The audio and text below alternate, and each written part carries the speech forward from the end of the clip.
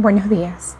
En el presente video, Moser Alejandra y mi persona, Estefanía Mendoza, vamos a hablar de los mecanismos fisiopatológicos que se producen en los pacientes con esclerosis lateral amiotrófica y su importancia.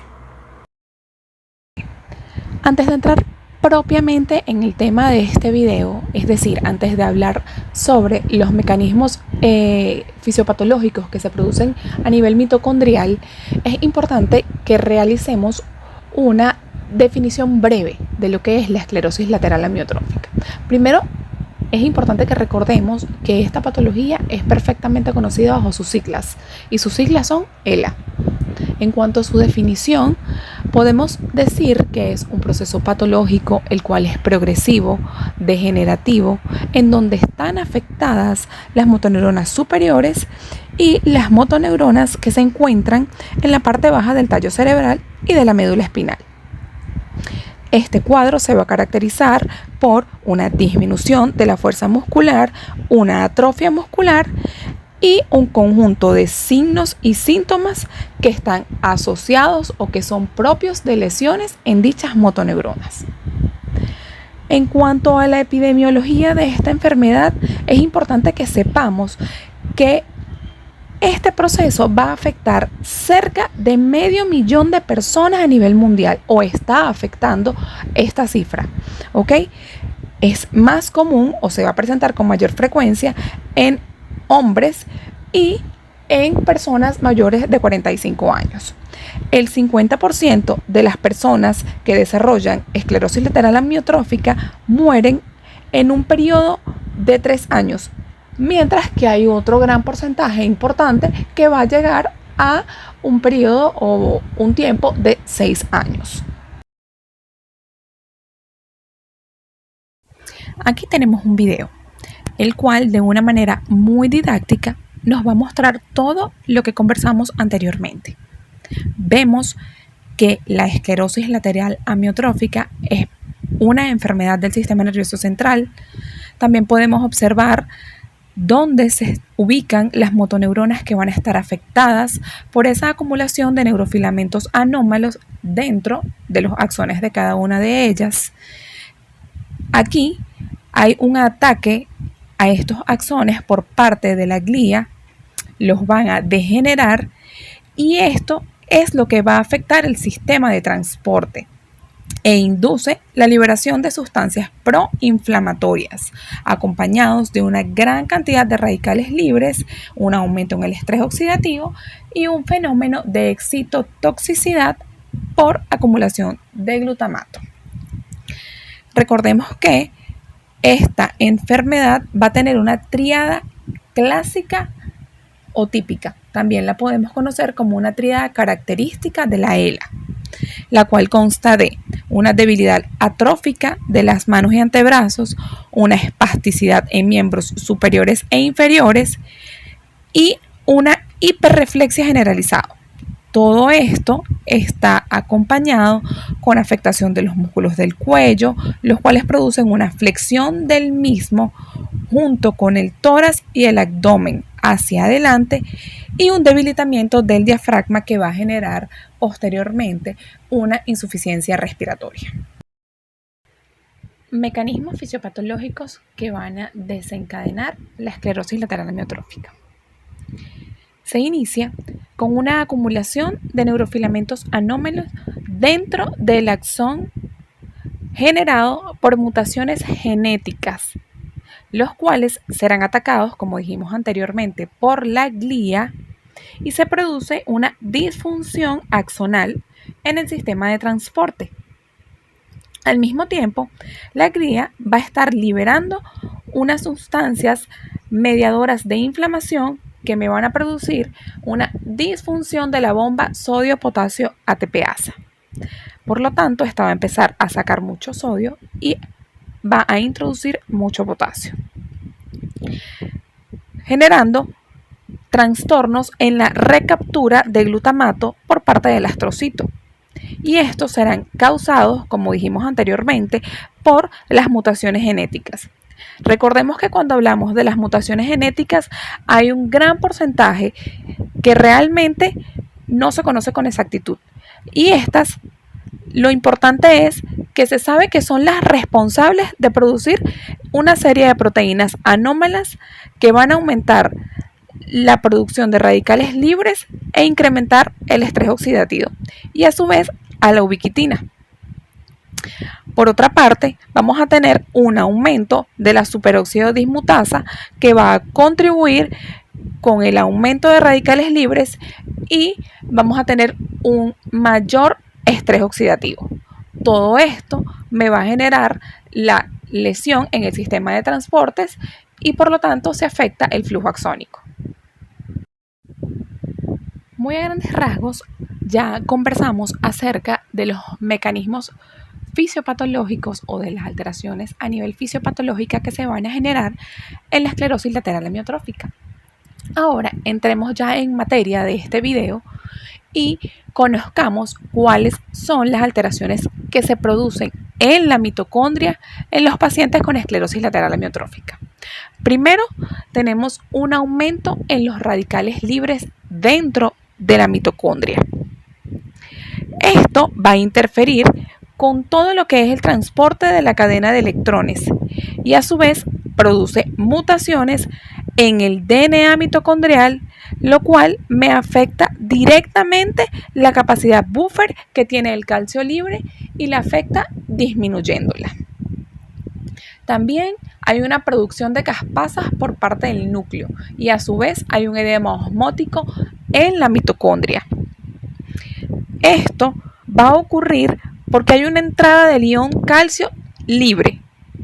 Por lo tanto, se genera una ruptura de la membrana mitocondrial. Por otra parte, vamos a tener liberación del citocromo C por medio de la mitocondria o por parte de la mitocondria, y esto que genera una formación de apoptosomas y favorece aún más el proceso de apoptosis que vamos a ver en este proceso patológico. Soy Alejandra Moser y voy a continuar con la exposición sobre las alteraciones mitocondriales que ocurren en la esclerosis lateral amiotrófica. Vamos a comenzar explicando detalladamente cada una de las alteraciones mitocondriales que ocurren. Y para ello tenemos que empezar explicando qué es estrés oxidativo. Por estrés oxidativo entendemos la interacción de fuerzas pro y antioxidantes celulares, donde la capacidad de producción de radicales de oxígenos libres excede la capacidad de antioxidante de la célula. Tenemos las fuentes de radicales de oxígenos libres, prooxidantes, que es un exceso de actividad de la mitocondria, metales libres, enzimas oxidativos, fagocitos inflamatorios y exceso de glutamato, que es el principal neurotransmisor excitador. Están las defensas antioxidantes, que son enzimas antioxidantes como la SOD1, que es superóxido dismutasa de cobre y zinc, otras vías de degradación, que son las proteosomas ubiquitinas, y las vitaminas, que en este caso serían la C y la E. El daño oxidativo por radicales de oxígenos libres, que es el estrés oxidativo porque produce daño en los distintos componentes de las células neuronales, en las proteínas, lípidos de membrana, mitocondrias y DNA, que conducen a la muerte neuronal programada, o sea, la apoptosis. Entonces, las alteraciones mitocondriales comienzan con un aumento de radicales libres.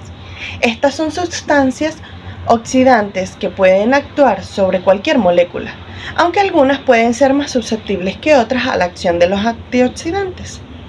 Especialmente sensibles resultan los ácidos nucleicos, las proteínas y los fosfolípidos presentes en todas las membranas de las células, pero en este caso estamos hablando de la membrana de la mitocondria.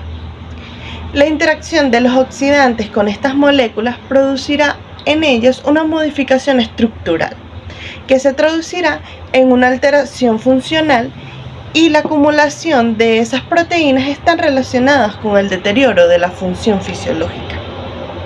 Se abren canales tanto para cobre como para zinc y se empiezan a agregar estos dos compuestos en el citoplasma mitocondrial, lo que produce el superóxido dismutasa de cobre y zinc, o sea la SOD1.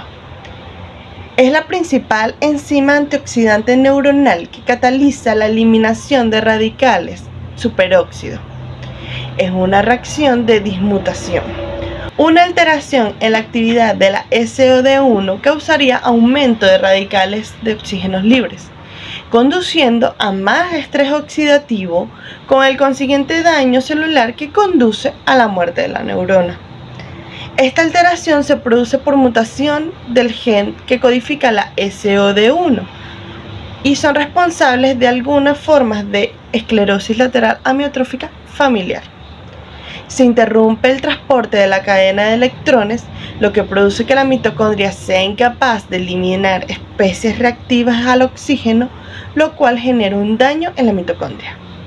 El daño del ADN mitocondrial genera una gran cantidad de radicales libres, además de los apoptosomas producidos que generan la ruptura de la membrana mitocondrial.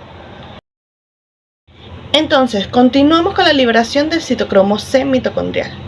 Cuando se produce un daño irreparable en el material genético, este es inmediatamente detectado por proteínas específicas que frenan el avance del ciclo celular. Si es necesario, pueden detener la replicación o la mitosis para que la célula dañada no se multiplique. El daño detectado activa a la proteína P53, denominada guardián del genoma. Es una proteína que actúa como un factor de transcripción, la que a su vez activa varios genes para la formación de ARN mensajeros. Estos ARN son leídos en el citoplasma y traducidos en proteínas específicas cuya función es activar la muerte celular o apoptosis. Las proteínas proapoptóticas, como la proteína PUMA o la PIN, tienen su principal efecto sobre las membranas de la mitocondria, donde provocan la apertura de un poro llamado canal de apoptosis mitocondrial, el cual facilita la salida del citocromo C desde la mitocondria al citoplasma. Este citocromo normalmente se encuentra en las membranas mitocondriales y participan en la cadena respiratoria, pero ahora en el citoplasma se asocia a la proteína APAF1 y forma un complejo proteico llamado apoptosomas. El apoptosoma es capaz de activar enzimas proteolíticas citoplasmáticas, es decir, enzimas que degradan a otras proteínas y que se conocen como caspasas activadoras, las cuales a su vez activan a las verdaderas responsables de la muerte celular, las llamadas caspasas ejecutoras, que son capaces de degradar múltiples proteínas citoplasmáticas y nucleares. En el proceso se produce una cascada de activación proteolítica, donde una enzima activa a otra, amplificando la onda destructiva hasta abarcar cada sector de las células. Y en el núcleo se degradan todas las proteínas y el ADN nuclear específicamente. Se activan enzimas llamadas nucleasas, produciendo una fragmentación celular ordenada y la formación de los denominados cuerpos apoptóticos.